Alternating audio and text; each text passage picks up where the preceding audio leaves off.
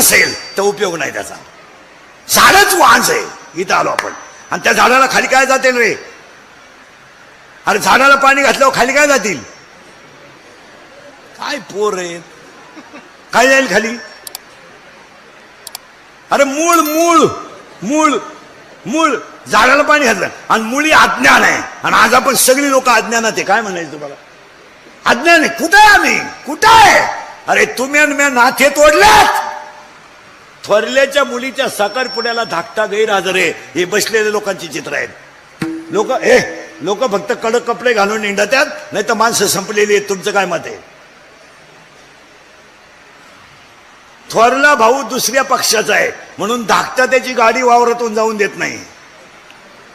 अशी माया पुढे बसलेत. आत्ता मी नावा सगळं सांगाल, आपलं काम वेगळं आहे. फक्त शहाणपणाच्या भाषा करायचा. तो त्या साहेबाचं काम करतोय म्हणून हा ह्या साहेबाच्या कामाला आडकुठी घालतोय. आपण खाली गेलोय किती याचा विचार करा. आपण वर गेलोय का? पुढे जाऊन सांगा झोंबल तुम्हाला. सुतक न धरेपर्यंत लोक गेलेत. आहेत का नाही बोला? आहेत का नाही? सुतक न धरेपर्यंत लोक खाली गेलेत. हे वरच्यांचं शिका. 3 महिने झाले कसे निवांत आहेत. आहे का नाही एकत्र सगळे? झाले आता 2-4 महिने निघून जातील. कुठे आम्ही? वाईट वाटेल तुम्हाला बोलल्यावर. थोरल्याच्या मुलीचा साखरपुडा झाला तर धाकटा भाऊ गैरहजर होता. रडला तो. बरे रडला तो. रडला. माझ्या मुलीचा साखरपुडा एकदाच होणार होता. मला तर काही पैसे घालायचे काही नव्हतं. माझ्या मुलीचा साखरपुडा एकदाच होणार होता. त्यानं बाईशी बोलायचं नव्हतं तर बोलायचं नव्हतं. माझ्या वट्यावर येऊन बसला असताना तरी मला समाधान झालं असतं. हे बसलेल्या लोकांची चित्र आहेत. इतके खाली गेले लोक. इतके थोरल्याच्या मुलीचं लग्न मोडाय धाकट्याला 9,000 रुपये खर्च आला. इतके खाली. साखरपुड्याचा दिवस म्हणजे मुलीच्या आनंदाचा दिवस नाही. त्या मुलीचा साखरपुडा झाला तर ती मुलगी संध्याकाळी ढलतसा रडली. मला पैसे माझा बापच घालणार होता. दुश्मनी माझ्या बापाची माझ्या चुलत्याची होती. मी काय केलं होतं?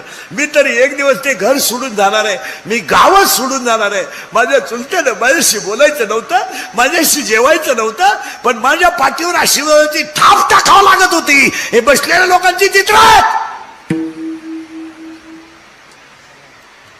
खरंय का खोटंय बोला? तुम्ही काहीच बोला. खरंय. आणि ती मुळी जी वाढली ती मुळी कशाची आहे? मुळीचं नाव तुम्ही सांगा. झाड कसं आहे? वाच. मुळी कशी आहे? अज्ञान. बोल जा. कशी आहे? अज्ञान. आणि आपण कशात आहे? कशात आहे? अज्ञान. आणि त्या अज्ञान मुळीला खाली 4 कोंब फुटलेत. मी, तू, तुझं, माझं. मी, तू, तुझं, माझं. त्या बाबळीपासून या बाबळी पोत. इकडली अख्खी इकीन. तू जिरीन. तू जिरावली नाही ना. मी म्हणा म्हणा. कोणती मुळे? अज्ञान. सासूजन सुनाचं भांडण झालं ना. सून म्हणती भूक भूक. तुला काय भुकायचं? भूक. मला फक्त कुत्रे मांजर होऊ दे. मग तू ये आणि मग मी पाहते. नवी नवरी पाहिजे. महिला म्हणलं नवी नवरी. यंदा लय नवरी आल्या. यंदा भाद्रपदात लग्न चालू आहे. मी म्हणतो महिना कोणता असू द्या लग्न करून टाका. मरू दे. तिथी बी ती पाहिजे नाही. पहाटी जमलं का तांबड्यात लगीन. थांबला तो मेलाच. नवी नवरी पाहिली ना महिला म्हणलं नवी नवरी. इथवर हिरव्या बांगड्या, इथवर तळपायाला मेहंदी, केसाला मेहंदी, इथल्या फटी चमकी, इथं वेगळा कलर, यामध्ये खाचत एक कलर, या भवयांना एक कलर, केसाला असा फुगा, एक बट गालावर. काही वेळेस केस मोकळे आणि बोलणं एकदम सिस्टमॅटिक. बरं का कोणत्या गुरुजी का होती काय व्याकरण शिकायला काय कळत नाही, पण सिस्टमॅटिक बोलणार. एव्हा तेव्हा केव्हा. कशावर टिंब देती? पागलच ती. एव्हा तेव्हा केव्हा. अय्या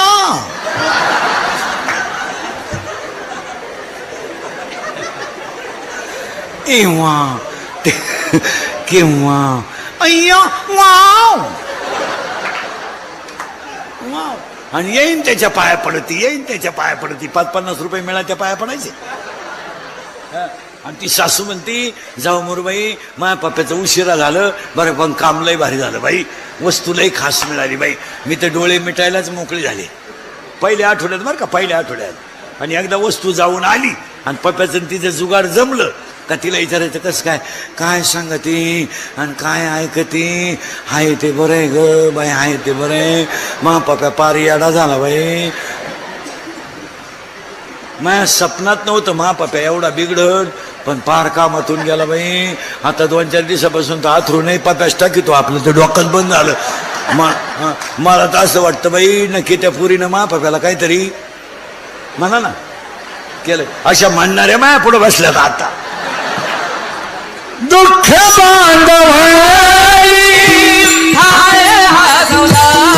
करीत नाही. तुम्ही अभ्यास करा ह्या 4 वर्षात. Doctor, engineer, CA, API, PI अशा पोरानं पुरी काम प्रेम करीत नाही. पुरीने नुसता भंगार पोरानं तडका उठवला, भंगार.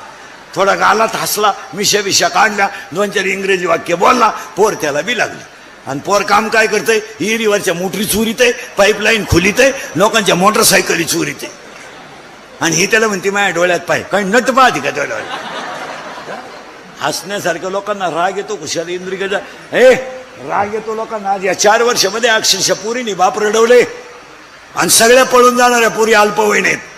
काय म्हणते तुमचं, बोलत नाही. आम्ही बोलतो तर आम्ही गुन्हेगार ठरतो, आम्ही बोलतो तर आम्ही घोडे खायचो लोकांशी, आम्ही शिव्या खायचे. आज अक्षरशः पुरी अल्पवयीन आहेत, इतक्या मूर्ख पुरी आहेत. एवढं काही समजत नाही आपल्याला. जो आयुष्यात मध्ये बाप कधी रडला नाही तो बाप पुरीने या 4 वर्षात रडवलाय महाराज. हे बा, संपत्तीला किंमत नाहीये, संस्कृतीला किंमत आहे. सगळ्या गोष्टी तुम्हाला पैशाने मिळणार नाहीत, काही गोष्टी परमार्थाचा ओलावा लागतो तेव्हा मिळतात. घरांमध्ये परमार्थाचा ओलावा पाहिजे. जो बाप कधी आयुष्य, एकच मिनिटात ऐका, जो बाप कधी आयुष्यात पुरीने रडला नाही तो बाप पुरीने रडला बाप. ज्या बापानं गरिबीमध्ये दिवस काढले तो रडला नाही, पण पोरगी पळून गेल्यावर रडला. आणि रडणारा बाप पोलीस स्टेशनला जाऊन पोलिसाला बोलतो, माझी मुलगी सापडून द्या हो, माझी मुलगी सापडून द्या, माझा प्राण आहे. पोलीस म्हणतो फक्त तुमच्या डोळ्यातलं पाणी पुसा, मी मुलगी सापडून देईन. पोलिसाने मुलगी सापडून आणली तर तो बाप पोलिसाच्या पाया पडला. काय पाया पडला, काय गरज आहे त्याला, पण काय गरज आहे, पण पडला. आणि पाया पडणारा बाप पोलिसाला म्हणला, मी माझ्या बायकोच्या गळ्यातले दागिने बुडेल, माझ्या काळ्या आईचा व्यवहार करेल. फक्त मुलीनं त्या मुलाचा नाच सोडावा. पोलिसाला